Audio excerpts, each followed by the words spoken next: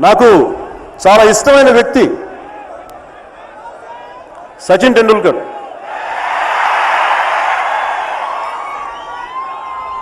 అంటే ఒక ఆట తీరులోనే కాదు, ఆయన ప్రవర్తన కానీ నాకు ఇష్టం. ఆయన చాలామందికి స్ఫూర్తిదాత.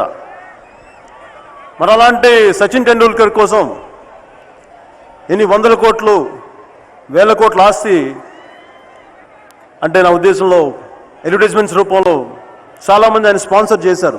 చాలా కంపెనీలు, మల్టీనేషనల్ కంపెనీస్ అన్నీ ఆయన దగ్గరికి వచ్చినాయి, ఆయన స్పాన్సర్ చేసినాయి. ఆయన కొన్ని వందల కోట్లకి, వేల కోట్లకి సంపాదించేలా మార్గం వేసింది. దానికి కారణం మన తెలంగాణ కరీంనగర్లో పుట్టి ప్రధానమంత్రిగా ఎదిగిన పివి నరసింహారావు గారు. మరి ఆయన ఆర్థిక సంస్కరణల వల్లే ఈ రోజున సచిన్ టెండూల్కర్ కావచ్చు, అనేక బహుళజాతి కంపెనీలు కావచ్చు, ఎవరైనా కావచ్చు, ఈరోజు వాళ్లే కారణం. ఆయన ఆర్థిక సంస్కరణలే, ఆయన ఎకనామిక్ పాలసీసే ఈరోజు చాలామందికి ఉద్యోగాలు కానీ ఇవన్నీ వచ్చినాయి.